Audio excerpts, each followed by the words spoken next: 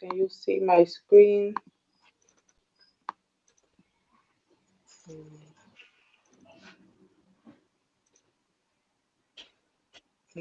Yes. yes, now. 22, newly gravida woman with cystic fibrosis come to the physician because she would like to conceive in the next year.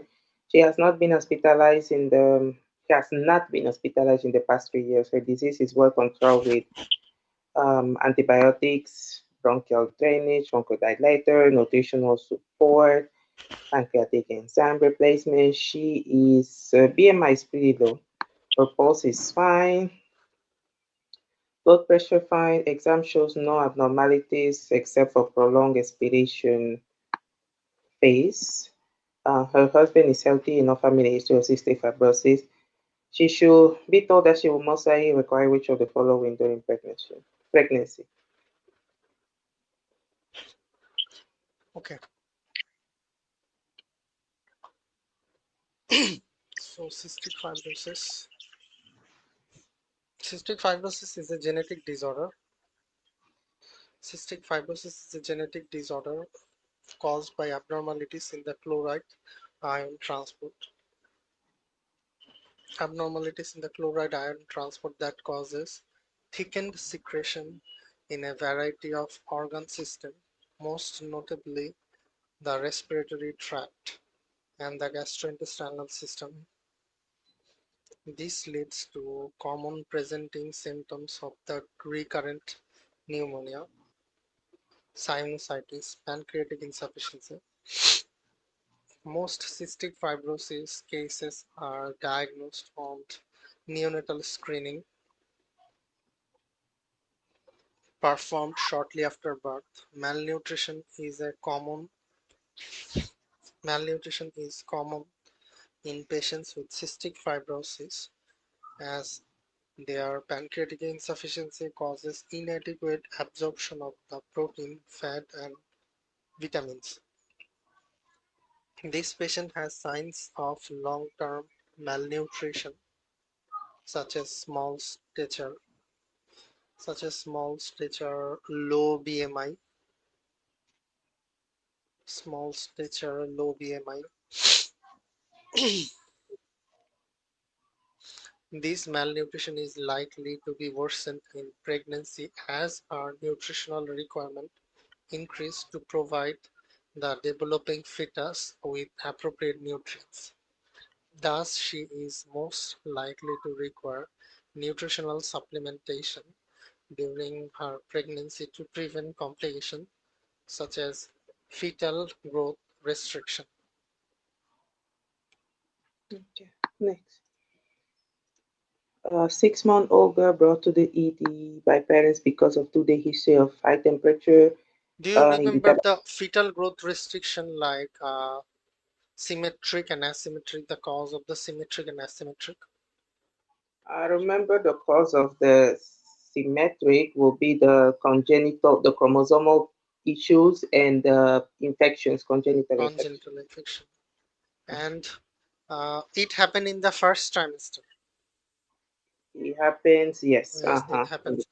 And in the second and third trimester, there is uteroplacental insufficiency, and this maternal malnutrition can happen.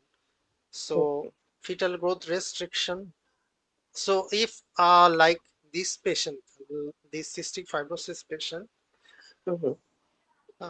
their uh, fetal growth restriction will be asymmetric, and the cause will be due to the thing will happen in the second trimester, like uteroplacental insufficiency and maternal malnutrition, isn't it?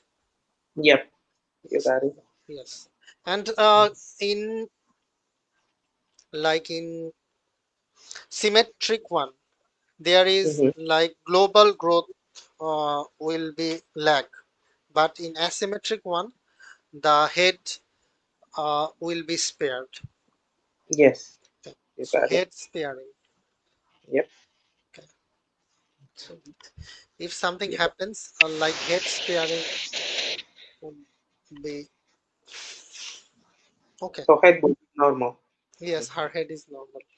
Yeah. 6-month-old brought to the ED by her parents because of 2-day history of temperature, high temperature, irritability, decreased oral intake, and vomiting.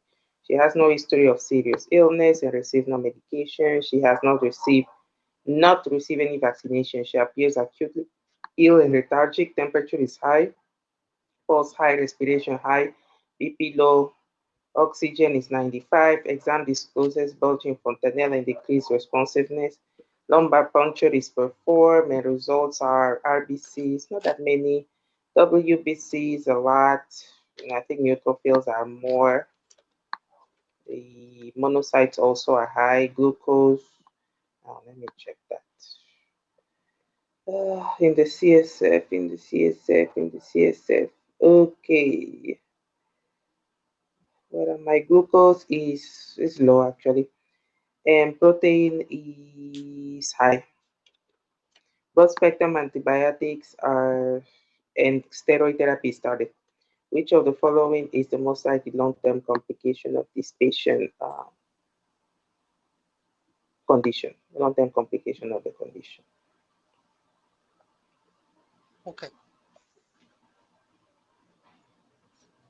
so glucose is very low. So Mhm.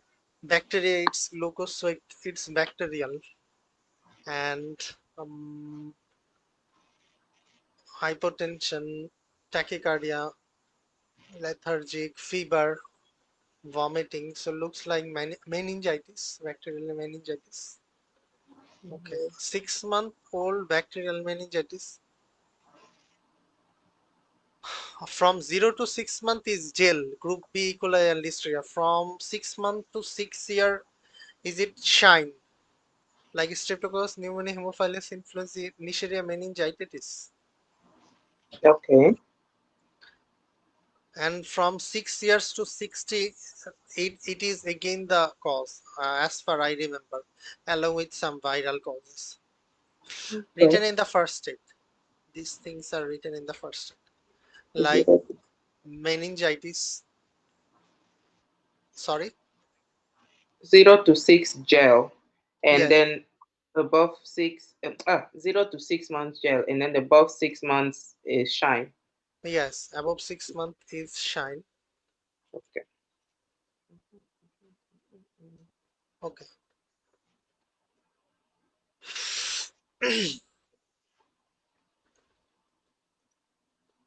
Okay, bacterial meningitis in infant. So bacterial meningitis in infant commonly bacterial meningitis in infants commonly presents with fever or hypothermia, lethargy, irritability, and a bulging frontally, poor feeding, and seizures. Leukocytosis is common on lab abnormalities. Leukocytosis is common on lab examination and evaluation of the cerebrospinal fluid, which will show increased WBC count when predominantly neutrophil, increased protein, decreased glucose. Through evaluation also includes complete blood count, blood culture, urine culture to evaluate for other causes. Common causes also of neonatal meningitis is E. coli, group B, Agalexia, Listeria monocytogenes. Based on the age, though, alternative bacterial pathogens should be in consideration. Hemophilus influenzae also can cause meningitis from age 6 months to from age 6 months to 6 years.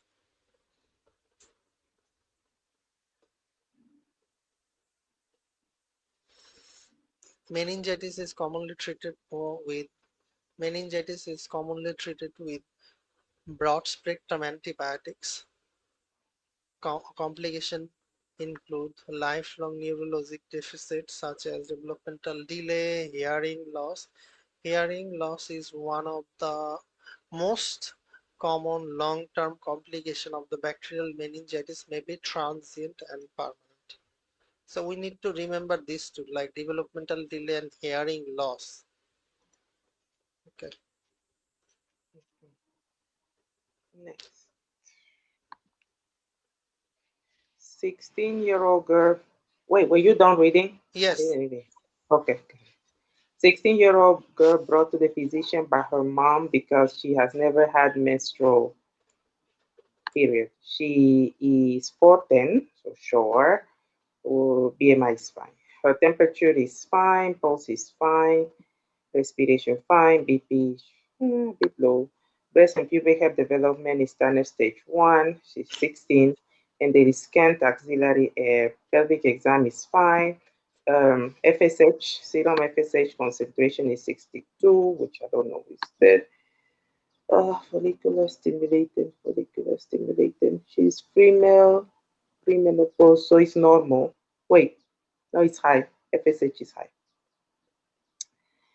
And which of the following is the most appropriate next step? FSH-LH ratio.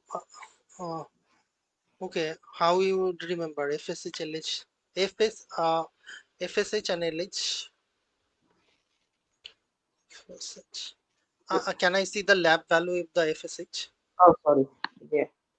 Where is it? Where is it? Right here. So four and LH. LH. Or should I look at the mid cycle? I should look at the where it says premenopause, right? Yes, like Okay. follicle for 4, F for follicle and F for 4, FSH for 4. Start with the 4, 4 to 25. Okay, and LH is 5 to 30. So 4 to 30 and 5 to 30. If we remember this range, then it is easier because there are lots of ranges. We need to stick on a specific ranges if we Okay. want to skip the looking at the lab value. Okay, this is my bad habit. I try to cram all the Rem- things. Remember everything. Okay. No, no, not remember. Remember and cramming is a different word. Okay, because I forgot plenty of time. Okay, okay. Gonadal dysgenesis. Gonadal dysgenesis 45X Turner syndrome.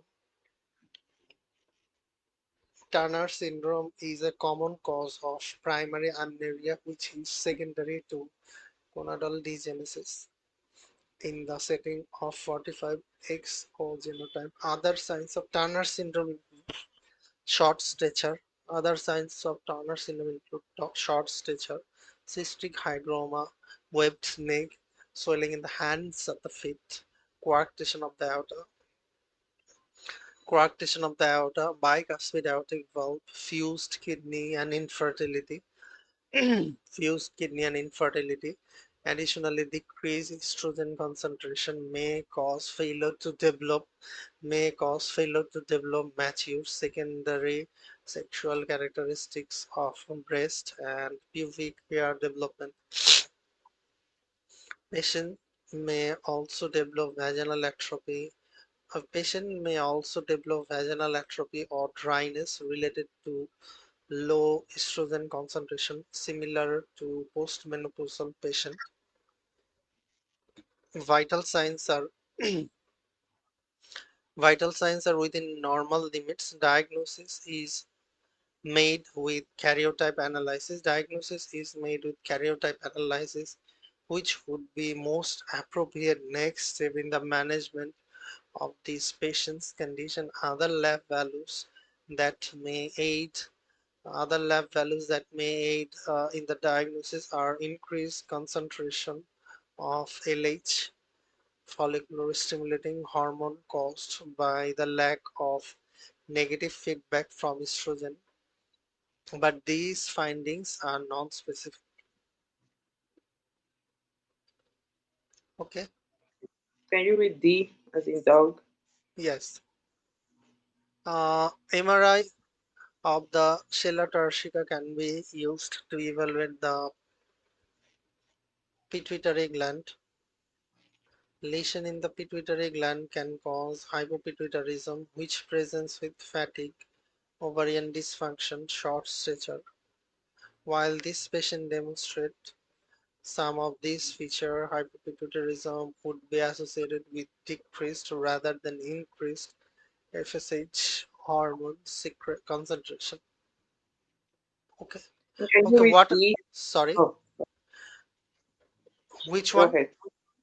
E. GnRH hormone stimulation test. GnRH hormone stimulation test is to use to diagnose precocious puberty. Central precocious puberty. Precocious puberty refers to the onset of secondary sexual characteristics before age 8 and before 8 in females and 9 in males. The patient has delayed rather than precocious and pubertal development. Okay, what are the features have you found in favor of Turner syndrome in this system? Oh, the high FSH, the fact that she's short, the 14, and yeah, no Short breast. stature, Yeah, she's sh- 14. yes, for short stature, obese, and She's not really obese. That's why what I didn't really go to because she has normal okay, BMI. normal. Okay, yes, Yeah, yeah. And then and no the breast, breast, no, breast, yes, no breast and breast. pubic hair is low. So there is no streak ovaries like this type of feature is present.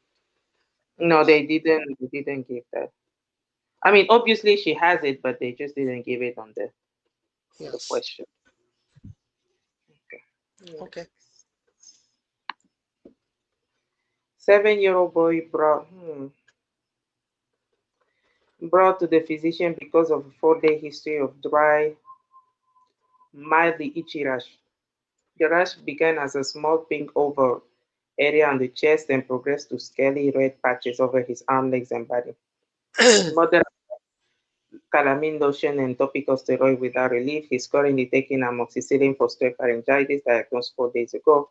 He has no other history of rash or serious illness. He's alert and in no distress. The appearance is pink and the torsos are slightly enlarged with no exudate. The neck is supple with no adenopathy.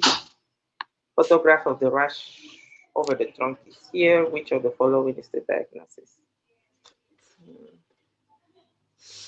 Okay. This is pityriasis rosea.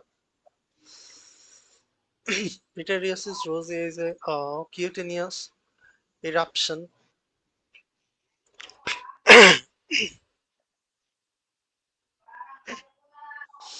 Pityriasis rosea is a cutaneous eruption characterized by acute onset pruritic rash or herald patch that is followed by the development of numerous smaller macules or patches. It commonly involves trunks or proximal extremities. Commonly it commonly involves the trunk and the proximal uh, extremities. The individual patches of pityriasis rosea are oval in shape. They are longitudinal axis and is often lined up with relaxed skin tension lines bilaterally on the trunk. They are typically scaly and have rim around the leading edge of any lesion. In patients with darker skin type, pityriasis rosea may take on a papular appearance and may demonstrate hyperpigmentation.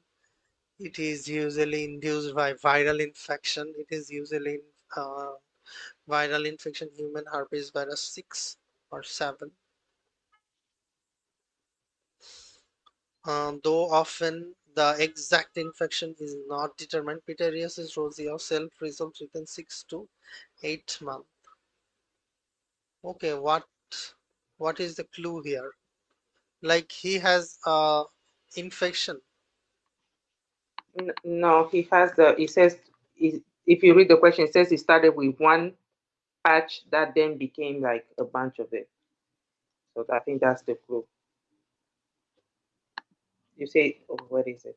It said here like 4 day history of a mild rash, itchy rash. The rash began as a small pink oval area of the on the chest, so one, and progressed to red patches over all the body. So I think that's the clue. That's the herald patch is the first one, and then it progressed to small ones. So Okay. can you read A and B? Oh, sorry, A and C. Drug allergy may drug allergy may cause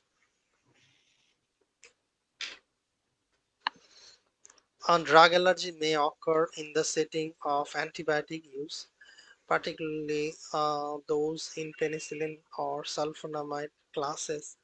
It may present with urticaria or erythema multiforme and is characterized by targeted lesion on the palms and the soles. Targeted lesion on the palms and the soles, trunk, extremity, oral mucosa, as well as fever, myalgia, arthalgia, and seborrheic and scarlet fever can present with erythematous and swollen tongue, rash, and disformation of the hands and the feet. The rash of the scarlet fever is rough, papular, diffuse body rash. Mm. The sand, it's the one with the sandpaper rash, right? Which one? The scarlet fever is the Yes, sandpaper one. sandpaper rash. Yes, there is sandpaper rash. There is strawberry tongue, scarlet Strawberry. fever, sandpaper rash, strawberry tongue, lymphadenopathy. Next, 3-month-old girl brought to the physician with constipation. 3 months. She was born at home at term following an uncomplicated pregnancy and weighed like 6 pounds. She has not had routine well child exam. She's unable to hold her head up, does not roll over, and doesn't smile. She's at the 10 percentile for length, 5 percentile for weight, and 75, so big head. The posterior fontanelle is 2 centimeters in diameter. I don't know what that means. The tongue is large and protuberant. Which of the following is most likely to confirm the diagnosis?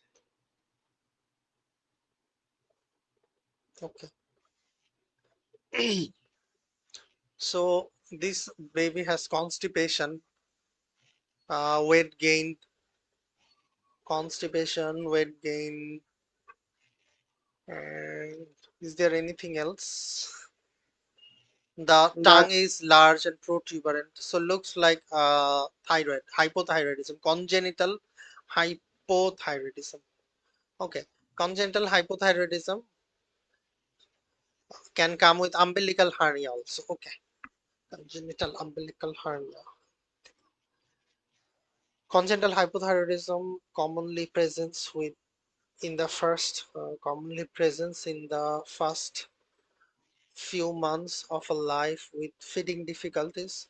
First few months of a life with the feeding difficulties, lethargy, constipation, myxedematous face is the macroglossia, large fontanelle, hypotonia, hypothermia. Infant with this disorder may also present with goiter or congenital cardiac, renal, and gastrointestinal malformation. Thyroid dysfunction can be caused by a variety of the mechanisms, including thyroid dysgenesis, resistance to the TSH, abnormalities in the thyroid hormone transfer, iron deficiency, maternal antibodies, or antithyroid medication. Congenital hypothyroidism is typically identified on a routine congenital hypothyroidism is typically identified on routine newborn screening.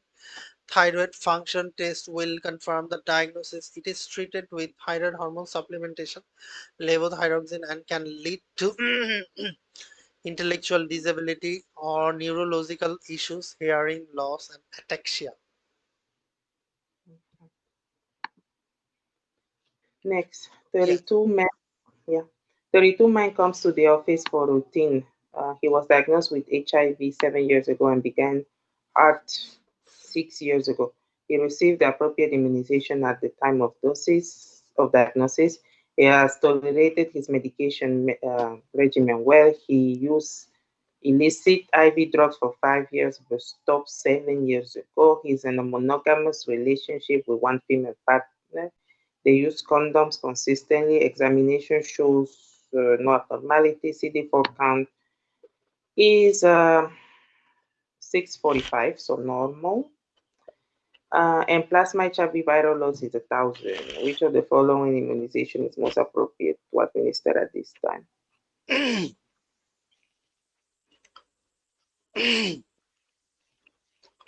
Okay.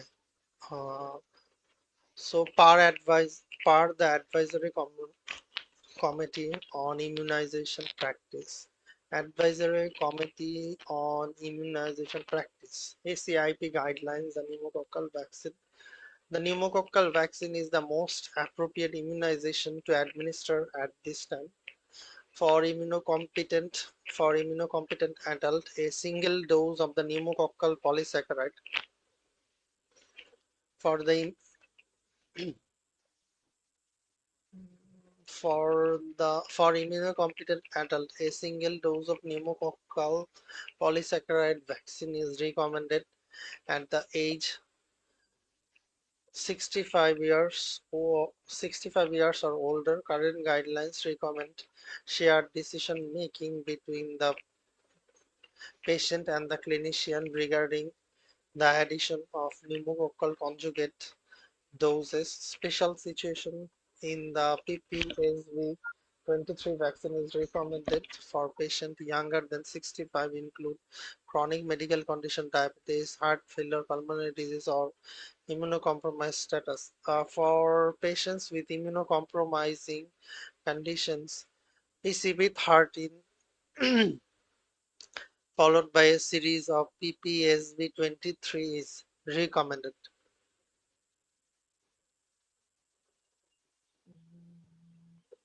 So for all the HIV patients, we give like the shine vaccine, like pneumonia, pneumococcal, meningococcal. If this vaccine is completed,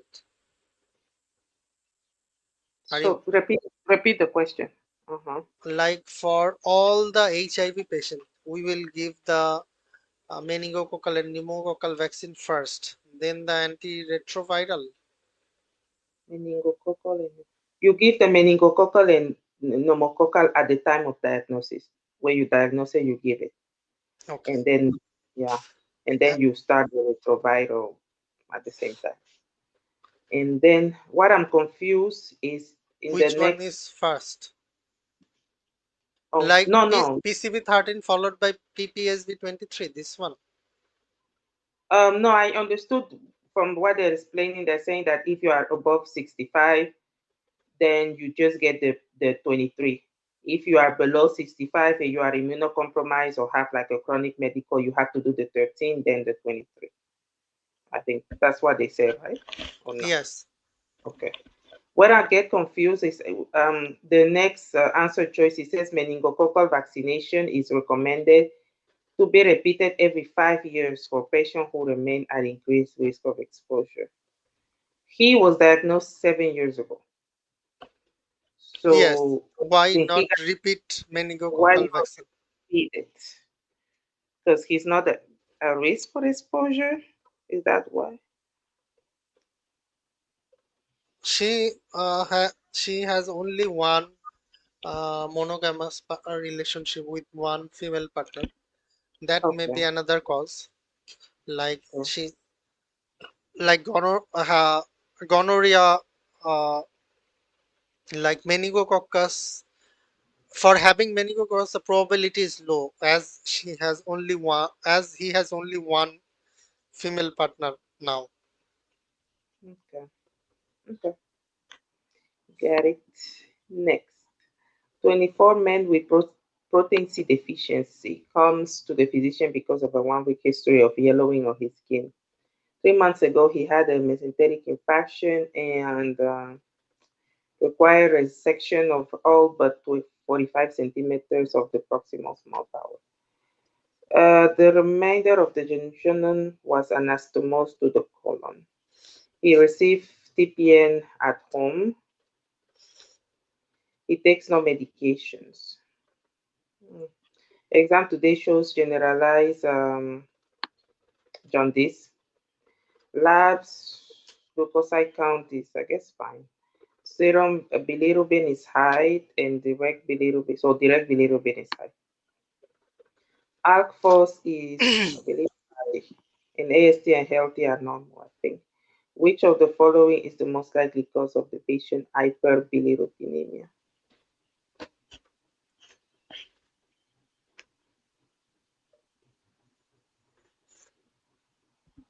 This TPN can be a cause. TPN, TPN. I mean, I thought I knew it was something to do with the biliary um, biliary ducts because AST and ALT are normal and only alpha is high. Yes. But I didn't know if it was biliary stricture. I guess biliary stricture or cholesterol. I didn't know that was Okay. the. So jaundice. Cholestatic jaundice is identified by disproportion. Cholestatic jaundice is identified by disproportionate rise in the bilirubin and the alkaline phosphatase compared to AST and ALT. Cholestasis is accompanied by jaundice visible at bilirubin concentration 2 milligram per deciliter greater, and pruritus. Biliary motility is triggered by oral intake. Uh, Biliary motility is triggered by oral intake of neurohumoral control stimulated in part by feeding or gastric motility.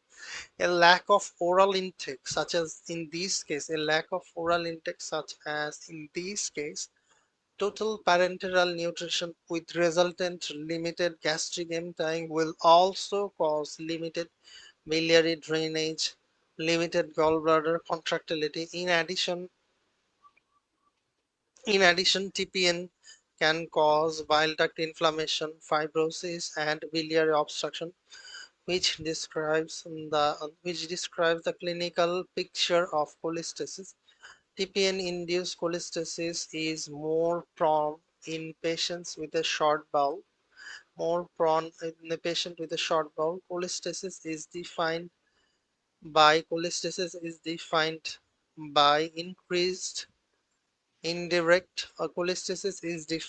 by increased indirect or direct bilirubin caused by inability to excrete bilirubin, typically liver transaminases and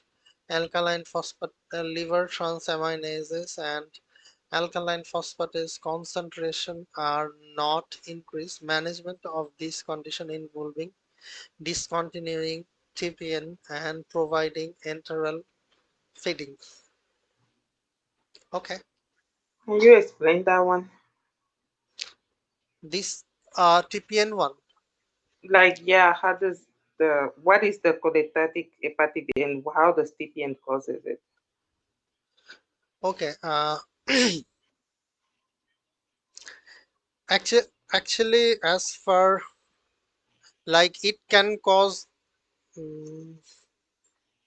cholestatic jaundice.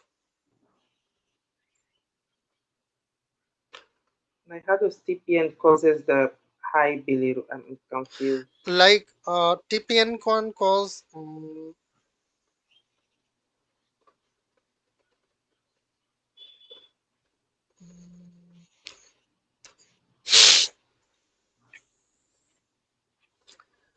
TPN mainly. What does TPN actually do? Like it disrupts the normal biliary flow. Mhm. It disrupts the normal biliary flow and leading to bilirubin buildup in the blood, and that's how it can cause cholestasis. And Like there are some TPN component which are high levels of glucose, amino acid, fat. This can cause metabolic burden and can build up in the liver and can cause cholestatic jaundice. Hmm. Okay. Like cholestasis, if we just break down this word, stasis means the flow to the stagnant flow, isn't it? Mm-hmm. So if bile flow is stagnant, if normal bile flow is not happening, then these jaundice can happen. So that is the cholestatic jaundice. So Mm-hmm. so it may happen due TPN actually can disrupt the normal biliary flow and it can cause this. As far I think. So it causes the bile flow to be stagnant. Okay. Yes. Yeah.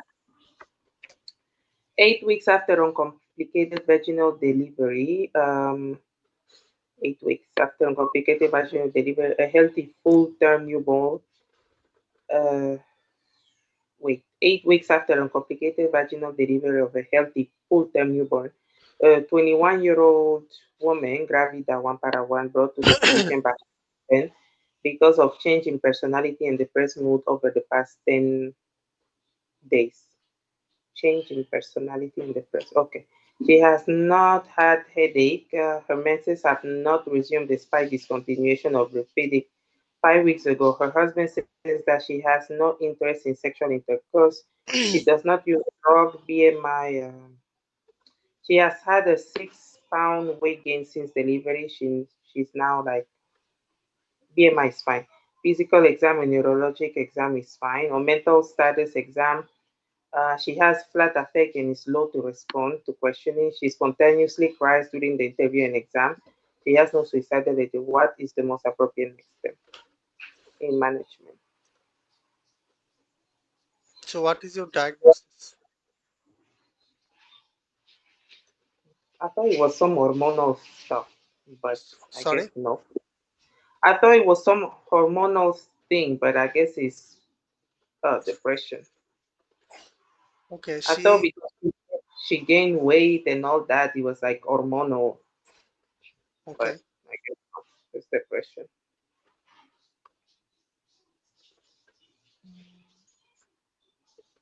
Okay.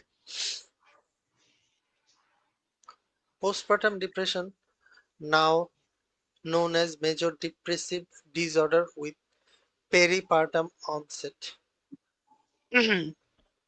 Major depressive disorder with peripartum onset presents with typical symptoms of MDD, depressed mood, decreased energy, anhedonia, sleep disturbance, appetite disturbance, poor concentration, may be delayed as many as 12 months after delivery. Risk factors include sleep disturbance, childcare, stress, decreased estrogen concentration, breastfeeding difficulty, and body image dissatisfaction and body image dissatisfaction. Postpartum social support. Consequence can be severe, include impaired bonding with the child and developmental delays. The child and child neglect, suicide, infanticide, the relative prevalence and the severe consequence of the postpartum depression necessitate proactive screening for depression in primary care setting, initial treatment of moderate to severe cases with SSRI, which pose minimal risk to breastfeeding infants. Okay, Can you read A? yes, MRI of the brain is unnecessary. MRI may show an empty shell in the setting of postpartum pituitary necrosis.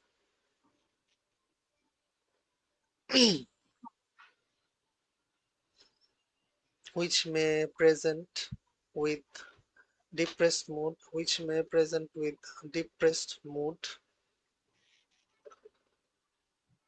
However, patients with postpartum pituitary necrosis typically have a history of hemorrhage or hypovolemic shock during or shortly after delivery, and typically present with evidence of hypothyroidism, including agalacturia, hypothyroidism, adrenal insufficiency. Okay. Okay, I guess. Because she had a galact no, she has galactorrhea. So they said she didn't have her period, so that's why I thought so. If Okay. you find this type of thing, do the SIGI cap, uh, go through the SIGI cap protocol. Like Mm-hmm. one is depressed mood. Mm-hmm.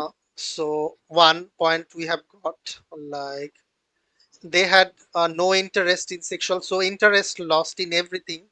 So another Mm-hmm. point, and mm, flat effect, 3 point, and she spontaneously cries during interview and examination. So she has some sort of labile mood, and she has flat effect and slow to respond to questioning. These everything goes in favor of MDD. So it is MDD. I thought like it is MDD, and that's why I have chosen like SSRI. And Okay. and another thing, like 8 weeks after the after an uncomplicated vaginal delivery. So these things should be taken in consideration. And another thing, like if something happens in the postpartum, there is no other option apart from SSRI. Look at here. There are three options like postpartum depression, postpartum blue, and postpartum psychosis, isn't it? Mm-hmm. So, in case of psychosis, we need to admit the patient because Mm-hmm. we don't want to harm the baby because she can harm the baby. So there is no such option. So only one option remaining here, like SSRI. So why we choose other thing? Got it? Okay. Got it. 32 women gravid at 3 para 2, 37 weeks, admitted to hospital in labor. Contractions occur every 3 minutes. She has gained 5 pounds during the past week and has occasional blurred vision. She has been otherwise healthy. Temperature fine, pulse fine, respiration fine, BP super high. Physical exam shows retinal arterial spasm and pedal edema. Fundus is midway between the umbilicus and xiphoid, proxiphoid. The cervix is 3 centimeters dilated 100% effects. Vertex is zero station. Lab shows hemoglobin, I guess, is fine. Leukocyte fine. Platelet fine. Serum creatinine high. Urine protein is 2 plus. I don't know. Is 2 plus high or normal? Yes, hi. It's high. Okay. Which of the following is the most likely In the complication? urine, protein should not be present. Okay. I thought it had to be like, but just a Three little plus. bit. You are Like I thought sorry. you had to have. It can be they can be protein, but like a small amount. Okay. Or no? Usually no. Okay. So even if There is here it was normal protein called tam horsefall protein. It is normal tam horsefall like that. Okay, but apart from uh, like if protein should not be present in the urine, usually not be present. so even if it was 1 plus, it will be high. One plus we do not uh, with one plus we do not find any pathology. That's why it is not considered as high. So two Okay, plus that's fine. we can consider is at 2 plus along with hypertension we can consider it as nephritic syndrome, and 3 plus we can consider this nephrotic syndrome. That's how it goes. And in here,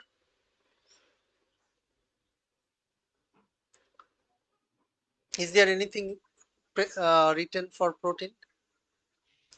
Where in the No, to the no. question? Okay. In this patient, what is the clue? Here is preeclampsia because of the blood pressure Blood pressure is high, and the eye issues and and also the and creatinine. and blurred vision. Yes. So blurred vision. So eye issues. Lots of things present.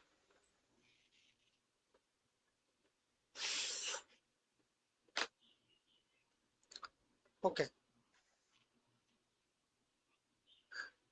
This patient's hypertension, vision change, and this patient hypertension, vision change, weight gain, lower extremity edema occurring after 20 weeks of gestation, are consistent with diagnosis of preeclampsia. Preeclampsia is caused by abnormality of the placental spiral artery, and poor trophoblastic invasion which leads to placental hypoperfusion and the subsequent production of the vasoactive hormones that can generalize endothelial dysfunction, hypercoagulability, vasospasm.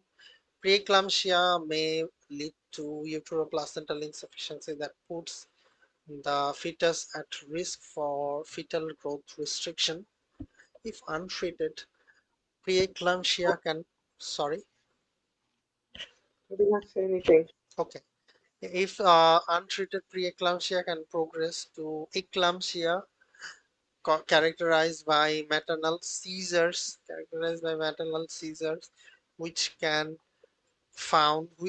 have found profoundly adverse outcome. Additionally, preeclampsia increase the risk of abruptio placenta or premature separation of the placenta from the uterus, which can lead to fetal exsanguination, abruptio placentae, and most commonly presents with vaginal bleeding, severe uterine pain, tetanic contraction. Therefore, the most likely complication during labor for this patient is abruptio placentae based on the underlying preeclampsia. Okay. Okay. Next, 32 men brought to the physician by his wife because of gradual change in personality during the past 2 years. She describes him as less motivated and more self-centered. During the past year, he has had several angry outbursts that were triggered by minor events. The patient says that he does not believe his personality has changed and that he does not recall this event. He's alert and attentive. On exam, eye movements are full, but saccadic eye movements are noticeable slow. Smooth, smooth pursuit and vestibular ocular movements are normal. He has occasional involuntary rapid jerk-like movements of the trunk and extremities, but is unaware of this movement. The reminder of the exam is fine. Which of the following is the most appropriate next step?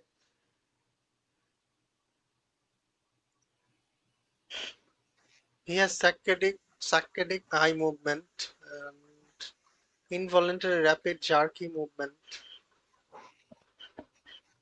Is it happened suddenly? There are some personality changes. What is Mhm. the diagnosis? I wouldn't know the diagnosis by the question, but it seems like he has it's Huntington. But if we just here, if we just look at these features, then it does not look like Huntington's. Yeah, I mean, Okay, so for Huntington, genetic testing should be done. Huntington, I guess the saccadic movements and the jerk is like the Korea. That's what they're trying to describe as that. The maybe. jerk. Yeah.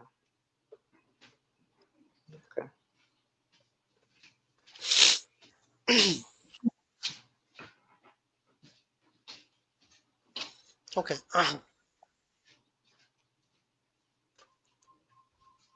Mm, Genetic testing will likely to confirm the diagnosis of Huntington disease.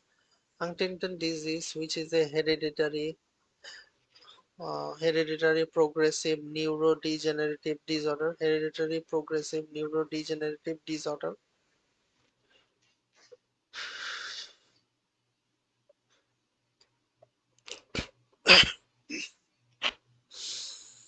Hereditary progressive neurodegenerative disorder typically arise from third to sixth decades of life. The disease usually presents with an insidious onset of psychiatric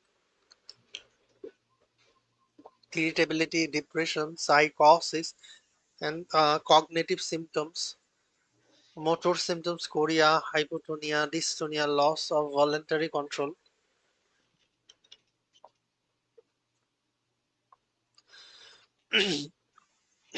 loss of voluntary control,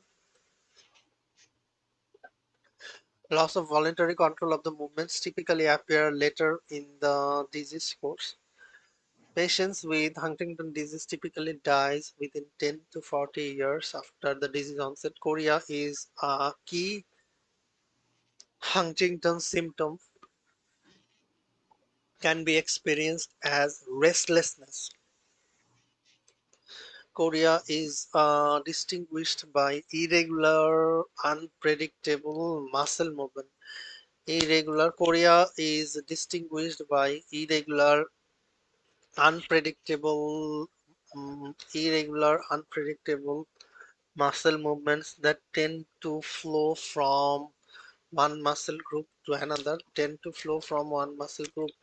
Treatment is symptomatic and can include tetrabenazine, deutetrabenazine, which target the chorea by depleting dopamine store.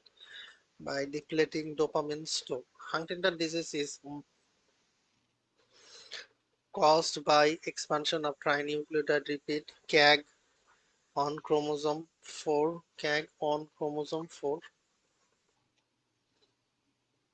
which occurs when a series of three nucleotide in repetition are replicated incorrectly. Too many repeats are included in the replicated product.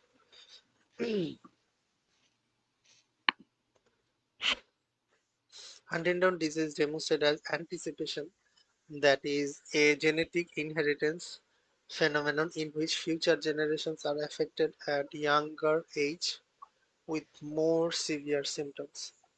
In Huntington disease, there is, like if we do MRI, there is atrophy of the caudate nucleus and there is enlargement of the left ventricle, ex vacuum enlargement of the left ventricle. This, after reading this feature looks like the Creutzfeldt-Jakob disease. Creutzfeldt-Jakob. I thought Creutzfeldt-Jakob is pretty. It would be. Rapid It on, wouldn't.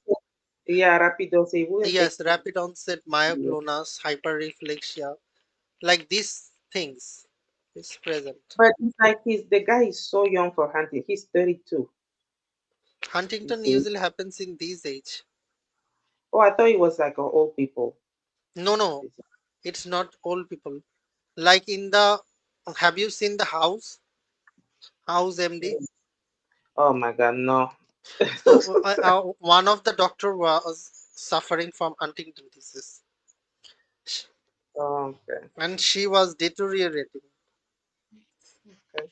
while she was in the hospital. Like while she was in the residency, she was deteriorating. And okay, Next.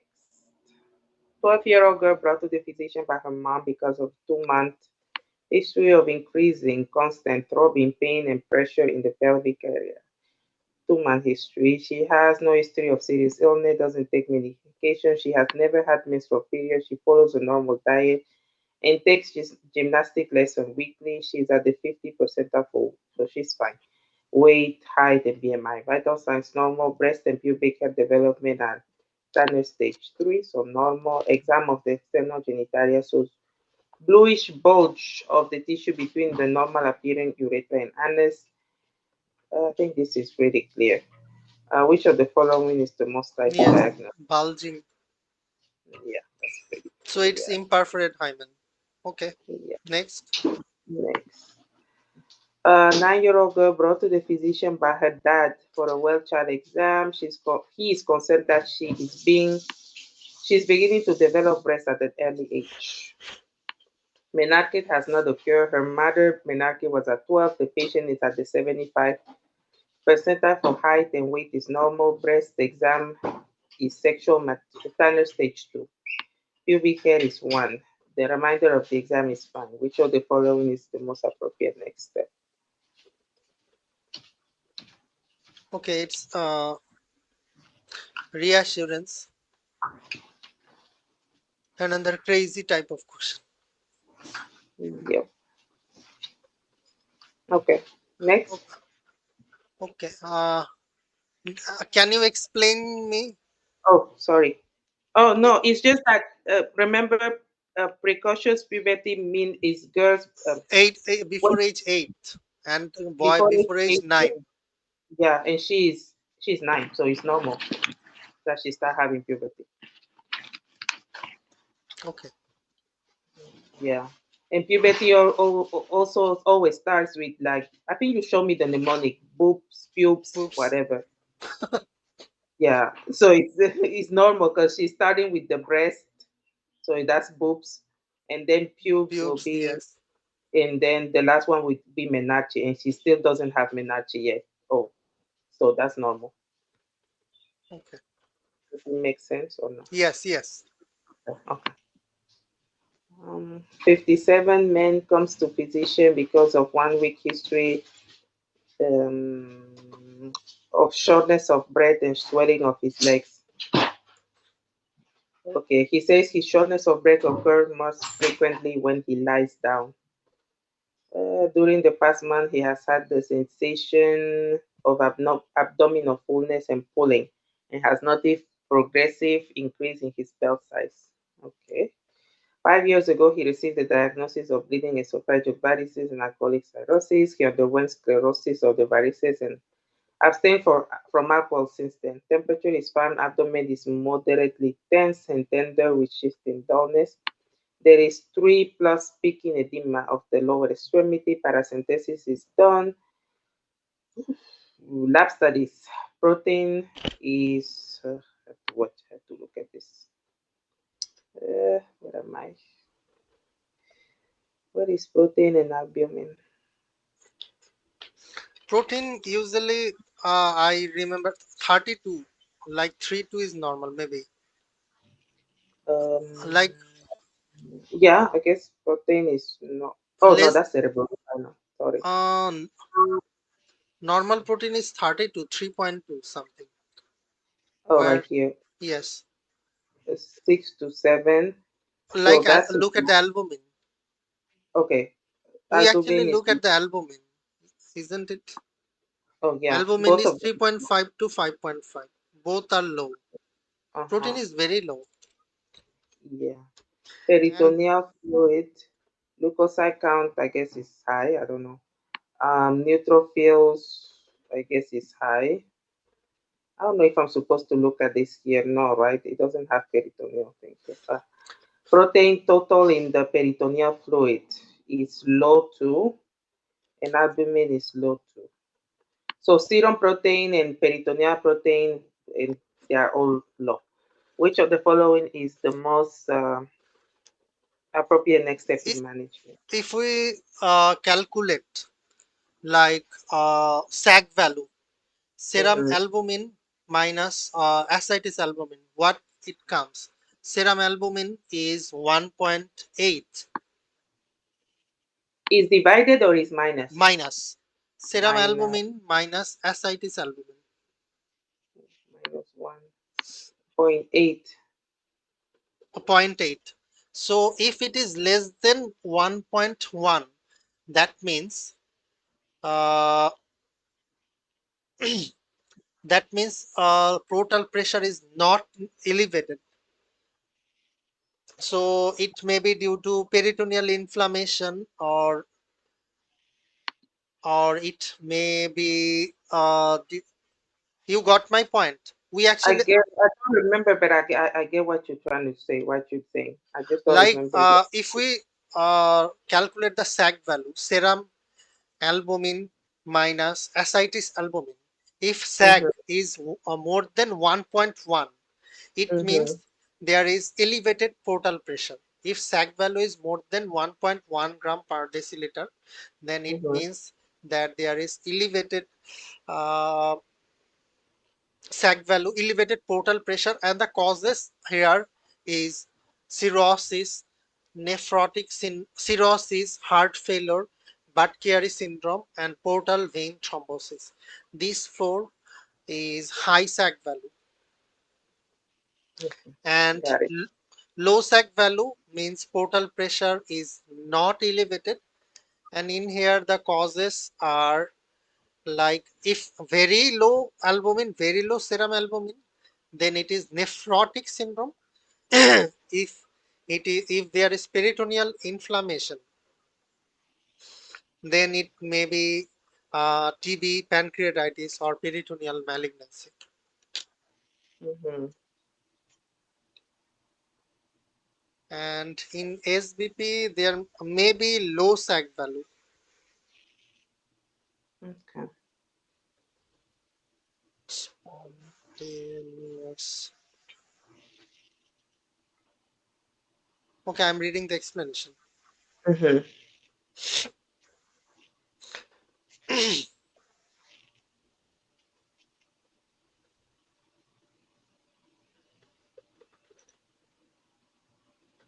Okay, spontaneous bacterial peritonitis. Uh,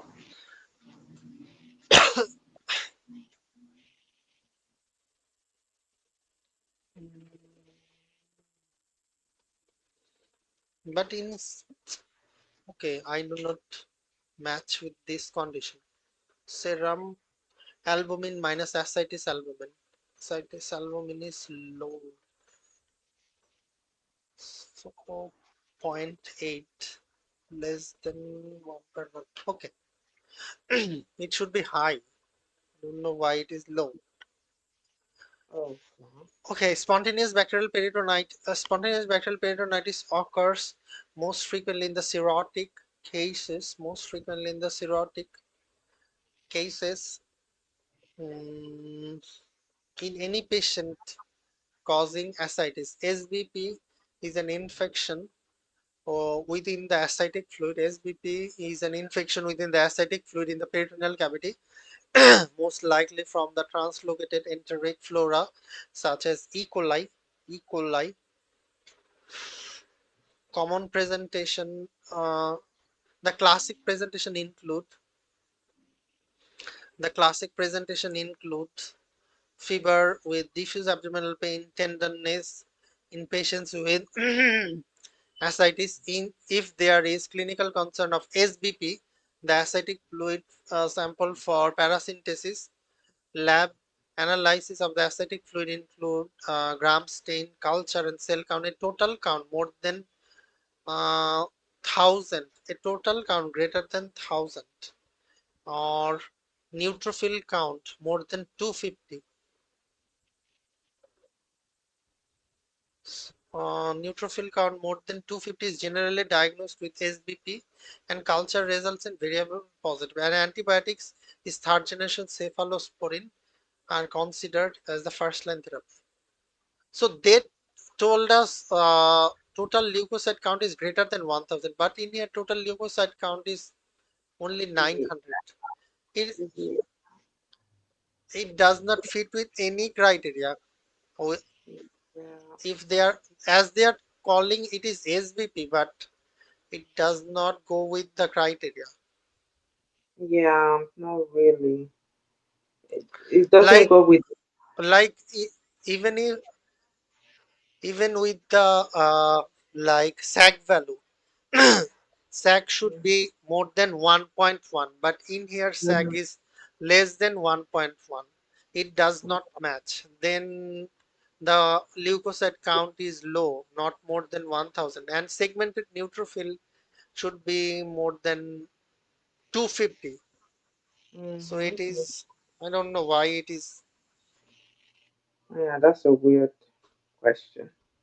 Yes, Can you read B, E, and F?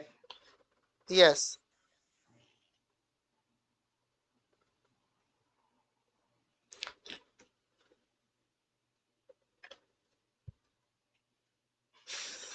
D, E, and F.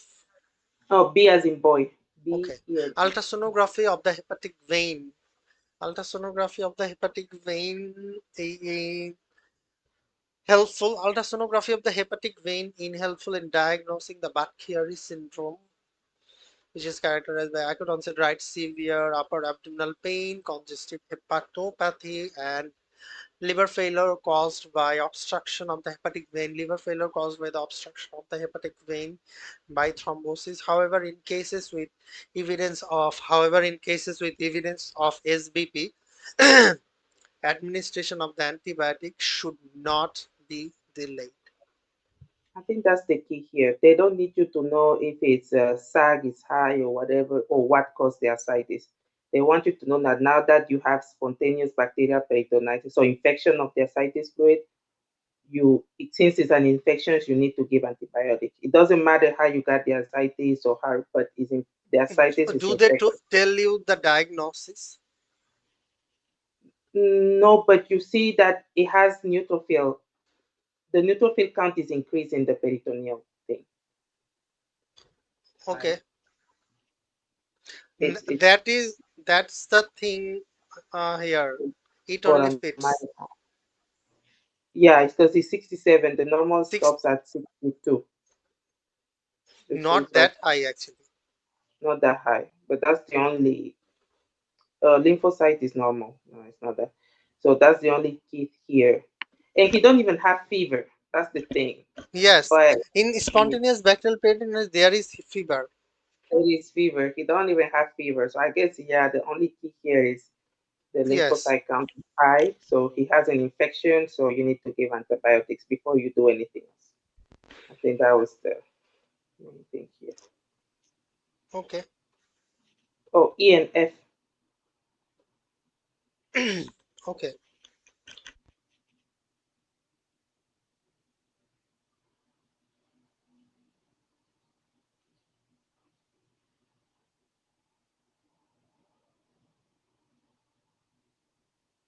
Hello, Omar.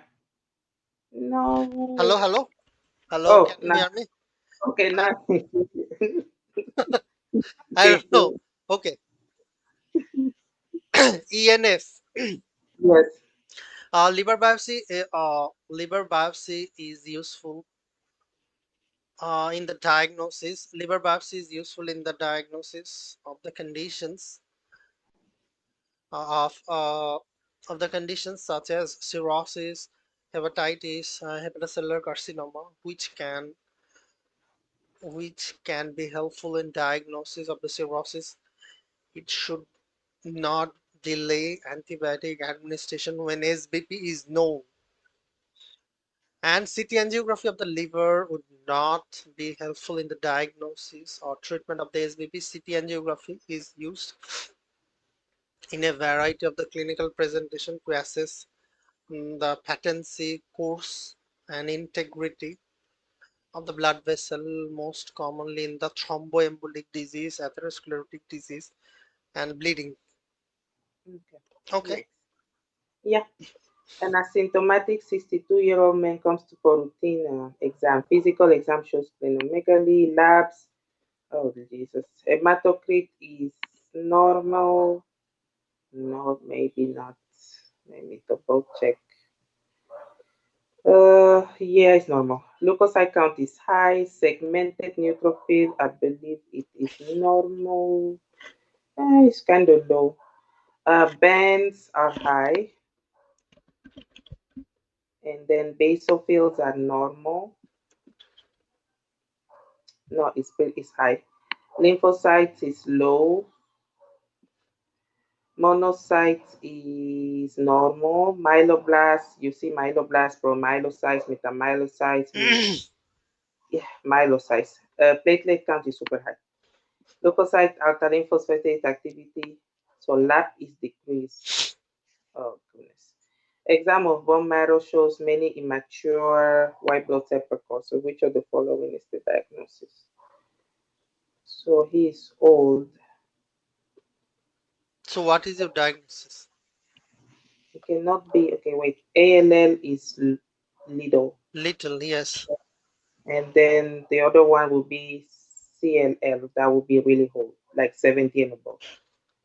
So the ML is the middle, and then AML will be the hour roads. So this will be, there is no hour roads here. So this will be CML. If you look at the myelocyte, metamyelocyte, the ALL is the blast and CML is the site, like acute lymphoblastic leukemia, acute myeloblastic leukemia. So the blast cell will be higher in ALL and AML, and Yes. in Uh-huh. chronic like CML, the Uh-huh. myelocyte or metamyelocyte or lymphocyte will be higher. Site Okay. sites. Okay. Mm. Do you want me to read the explanation? Oh yeah, yeah, yeah. I want to know about the lab thingy. I forgot what was the. There was something It with that. is confirmed by bone marrow. Yeah, These but you remember there was one thing about the leukocyte lap alkaline. is low. Yes, in CML lap is low, but in Uh-huh. infection lap is high. We Lab is we different, and in CML there is basophilia. On lab is- in infection there is no basophilia.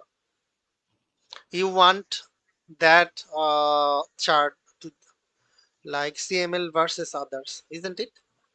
You are yeah. looking for that. No, I just wanted to remember the thing with the lab. Yeah, can you read the Yes, explanation? yes, I can. So this patient likely has a diagnosis. This patient likely has a diagnosis of CML, which commonly presents and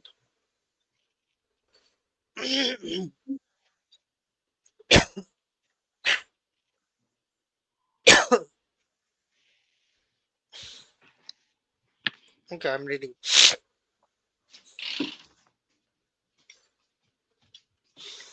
This patient most likely has a diagnosis of the CML, which commonly presents as an identical lab findings in asymptomatic patients.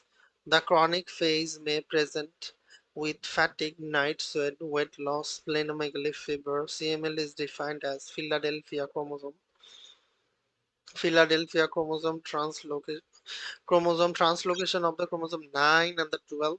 Lab Typical lab findings in CML include hyperleukocytosis, which is present in this case with an increase in nearly all the myeloid cell lines, leukostasis, a condition in which hyperleukocytosis leads to end organ damage from occlusion of the capillaries of malignant non-distendable cell is uncommon in CML because malignant cells are well differentiated and pliable. This contrasts with conditions such as acute myeloid leukemia, acute lymphocytic leukemia, in which circulating blasts, which are large, not particularly pliable, early lodge in the capillaries, cause pulmonary and neurologic symptoms, complications. Treatments of CML is primarily with the tyrosine kinase inhibitor, imatinib, dasatinib, and routine lab monitoring. Okay. Can you read A, C, D, and F? Yes. Our as far I remember, we need to differentiate from the CML from the leukomoid reaction, isn't it? Nicomoid. Yes, Yeah. that's the term. In Mhm. leukomoid reaction, as it is the infection, so lab would be high. And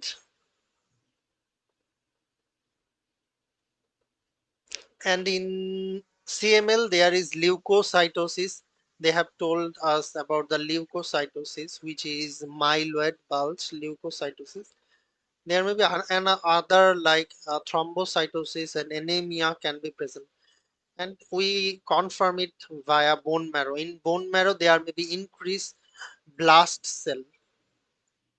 Mhm. So if there is increased blast cell, more than 20% of the blast cell, it is considered as CML. Okay. Mm, okay. Which one? Oh, A, C, D, and F. Yes. Angio. Uh, sorry. Agnogenic. Agnogenic myeloid metaplasia is called idiopathic myelofibrosis. I have heard about the primary myelofibrosis plenty of time, but this term I have Yeah, heard that's for why the I'm like, first time. mhm. So agnogenic myeloid metaplasia, also called idiopathic or primary myelofibrosis, is the least common chronic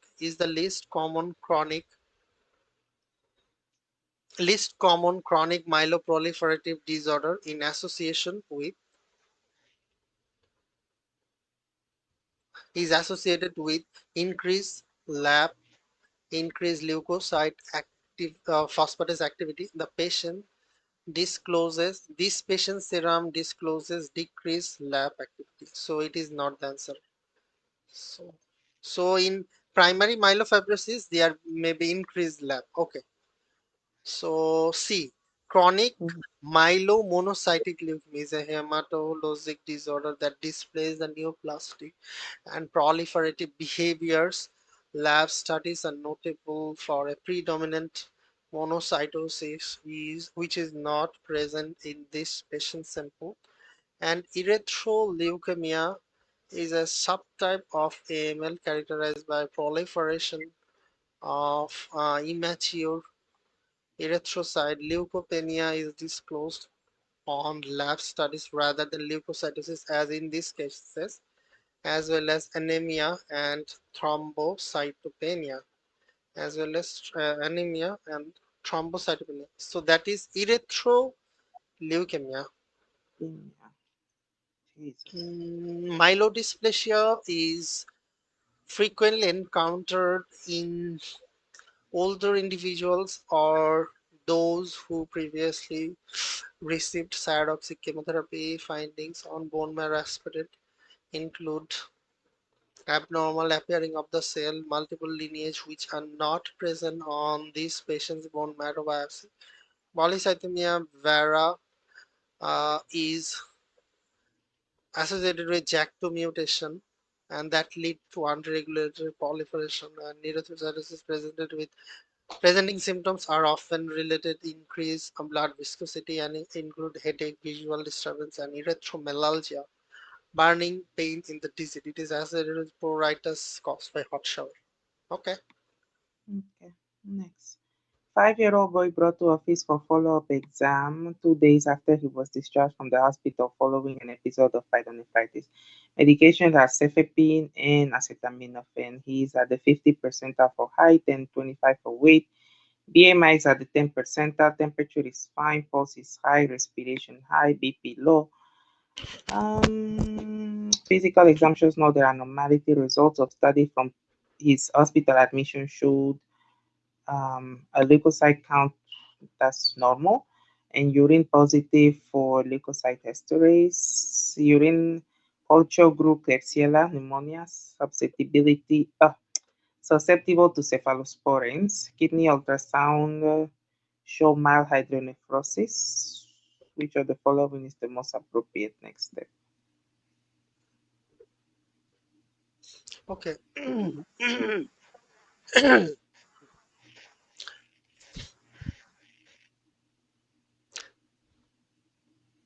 There was a option like age less than 2 years, and after 2 years, renal and bladder ultrasound followed by voiding cystourethropy, isn't it?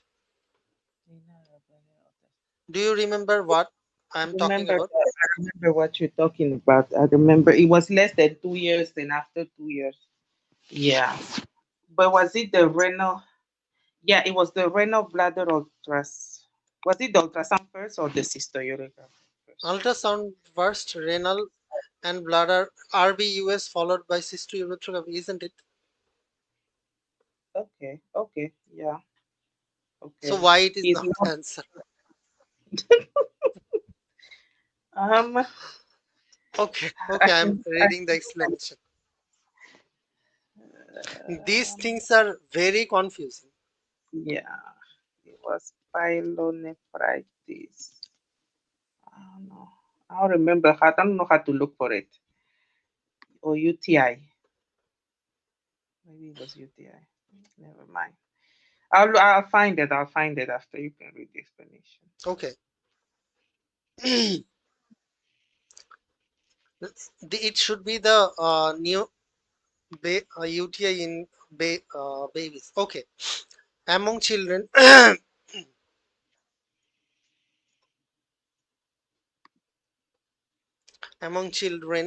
pediatric urinary tract infection. That is the box, as far I remember.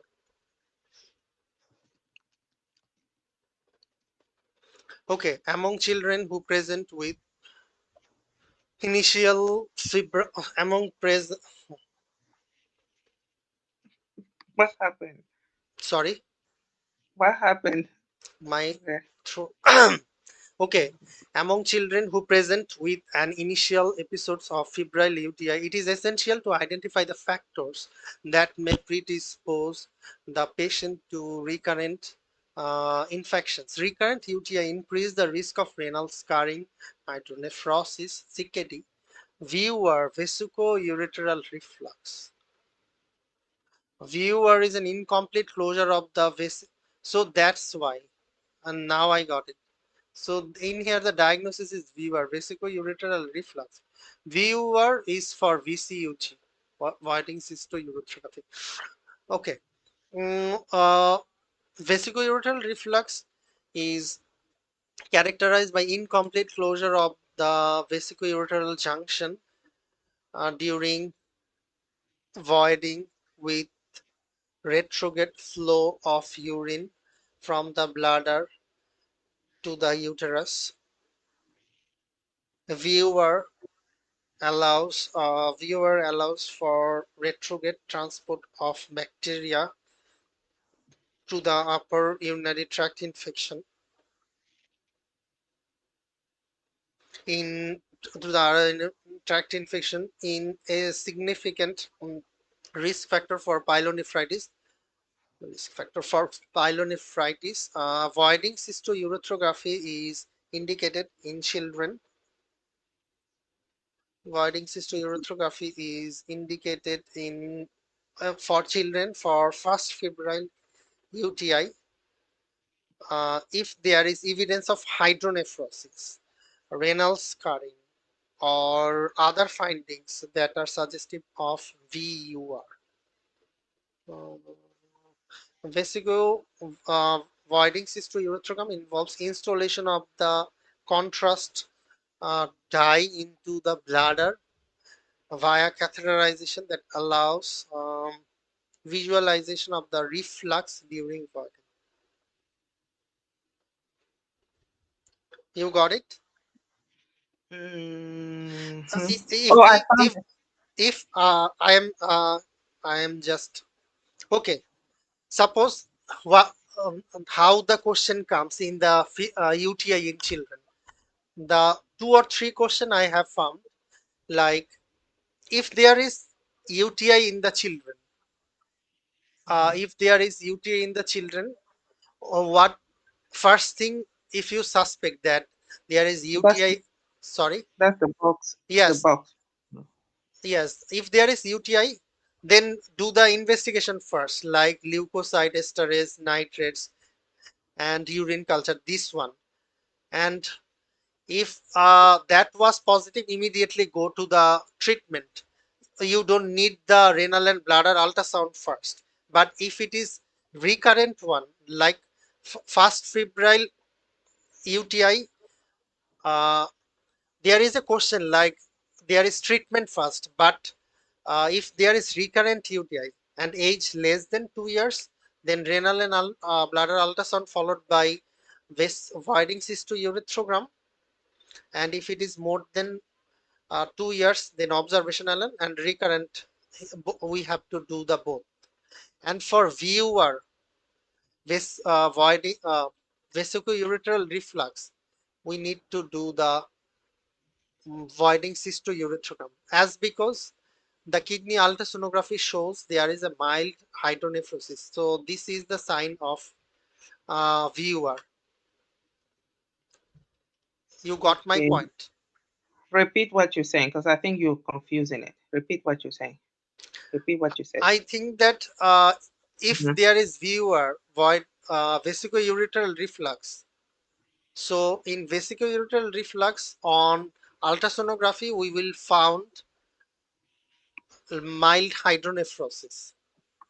So if there is hydronephrosis, this is the signs of VUR, then we should do the VCUG. You got it? Okay. Okay. So is there any explanation? Like you want to Um, add something? Because because here, this one is very confusing. That's why I am discussing.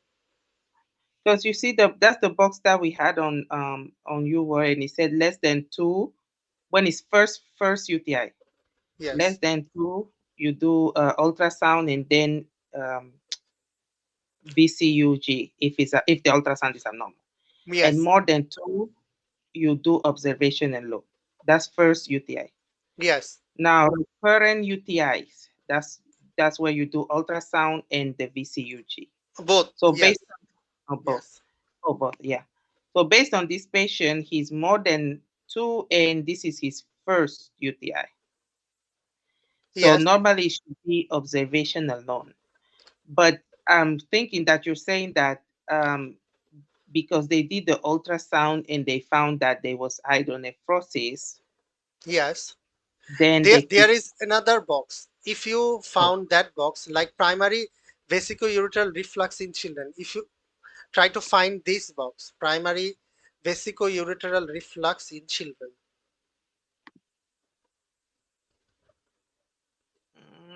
take this one now. Vesicle Yes, ureteral. yes, this one, this box. This one. Look at, This one. yes, yes, yes. Look at this box.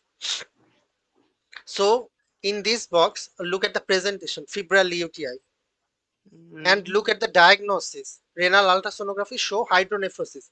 These two things we have found, like he has febrile UTI, he has Mhm. renal ultrasonography show hydronephrosis.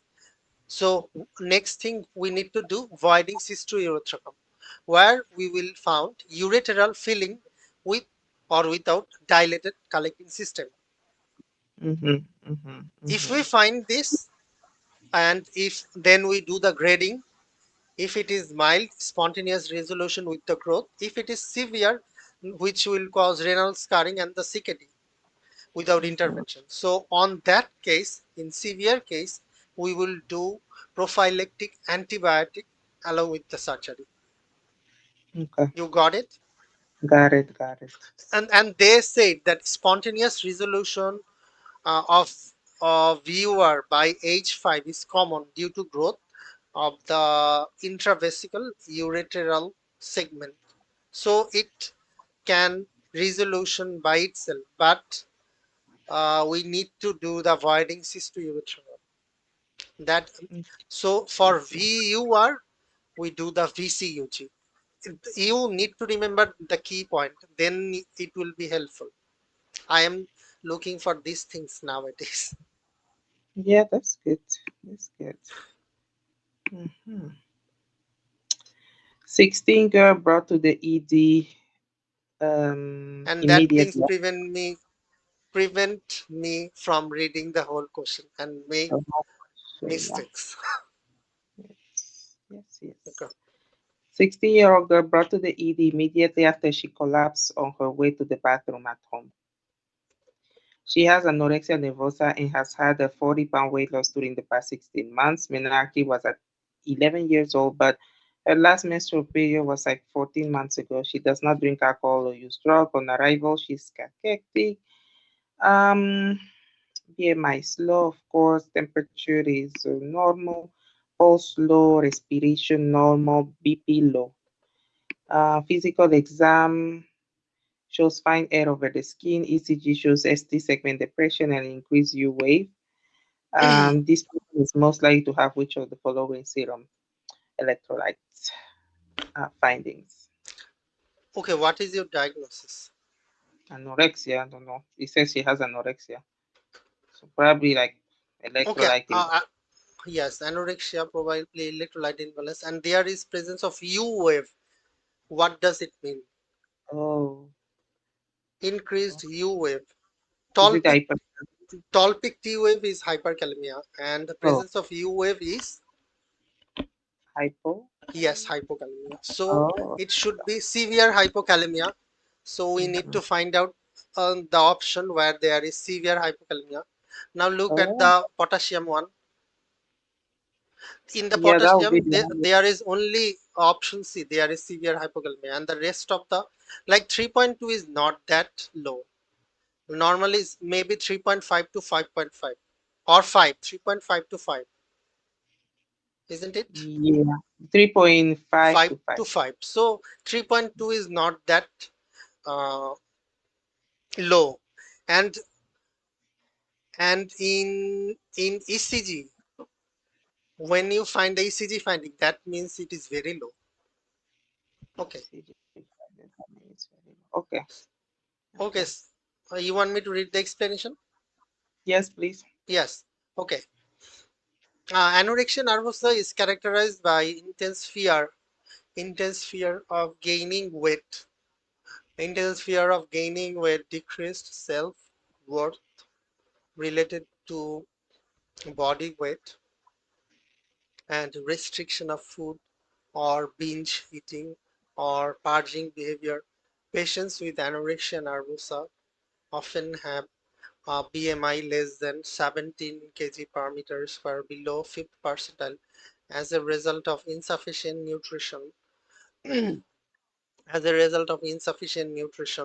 and weight loss. The hypothalamus decreases gonadotropin releasing hormone secretion, which leads to amenorrhea and pubertal delay or arrest. The physical examination can show dry, scaly skin and fine hair or hair loss. Patients with the binge eating or purging type of anorexia nervosa, which also have tooth decay from gastric hydrochloric acid, erosion of enamel, and scars of the knuckle secondary to abrasion from incisions when inducing vomiting. Losses of hydrochloric gastric hydrochloric acid hypochloremia leads to hypochloremia and metabolic acidosis. Losses of potassium also result in gastric losses of hypo gastric losses of potassium also result in hypokalemia. However, this is further exacerbated by the renal losses of potassium as a result of alkalosis. In severe cases, signs of hypovolemia such as tachycardia and hypotension may be present. Treatment of anorexia is thorough. Treatment of anorexia is through a combined medical and psychiatric approach. Involves correcting fluid and electrolyte derangement alongside behavioral and pharmacologic therapy. Okay. Okay, so what is causing the hypocalemia? I know the ECG is the Yes. yeah, look here, But what is causing the hypokalemia in the anorexia? Like, Yes, he because all has the other labs are normal, like sodium, chloride, everything is normal except this the patient has binge eating type of anorexia nervosa. That's why this there is hypokalemia. So if there is binge eating or purging type, like you are eating something and you start vomiting. You got it? so Ano- then sodium and chloride Anorexia could nervosa patient usually do not want to eat, but this patient wants to eat and want to vomit. That is the thing. You got it? Because I'm look at the here. Wait, where is the key point? This patient has look at the enamel losses, like enamel problem. It is written in the explanation. Like patients with binge eating type or purging type of anorexia nervosa will have a tooth decay. So when you start vomiting, there is release of hydrochloric acid, which will fall on the tooth and thus causing the tooth decay. but if that's true, then sodium and chloride should be abnormal too. They shouldn't be normal ranges. So yes, sodium should be in the normal. Yes, It should not be sodium and chloride should not be in the normal ranges. as because it is like he is not proper uh, binge eater or he is not proper anorexia nervosa. He is in between these two. That's why this is happening, as far I guess. Like he has anorexia nervosa and he lost weight. Okay, In the STEM, actually, they do not discuss a lot about the binge eating part. okay. And then anorexia is less than 18.5 or less Yes, than 17? Okay, 18.5. And then so the sodium is the hyponatremia that causes seizure or the hypernatremia? both sodium Both. cause CNS problem Okay, and potassium both. can cause heart problem. Remember these two words, it will be easy. Potassium for kalemia, like kalemia can cause arrhythmia, and Mhm. sodium for CNS. Okay. 20-year-old female newborn was noted to have jaundice 1 hour ago. 20-hour female newborn. She was born at term to a 29-year-old woman gravid at 2 following uncomplicated pregnancy and spontaneous vaginal delivery. Mother immigrated from Ethiopia 2 years ago. She received routine prenatal care. Exam of the patient shows jaundice to the level of the umbilicus. There is conjunctiva icterus. No abnormalities are noted. The maternal blood group is O positive, Rh positive. Results of lab studies, including the patient's blood group, are pending. Which of the following lab findings is most likely to be decreased in this patient? Decrease. Okay.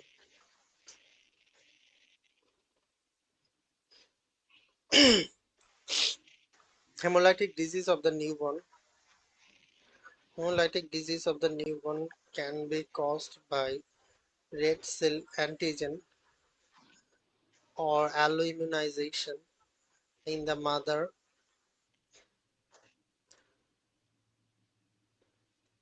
while this most commonly involves the Rh antigen. While this most common involves the Rh antigen, hemolysis can also occur as a result of Hemolysis can also occur as a result of incompatibility of the red blood cell antigen such as blood group such as A and B antigen.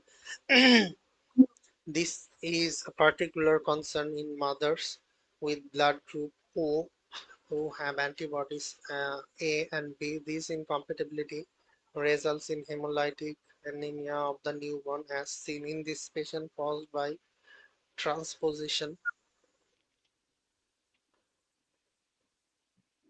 Mm, caused by transposition of these IgG antibodies across the placenta therefore and their subsequent weak and their subsequent attack in the newborn erythrocyte.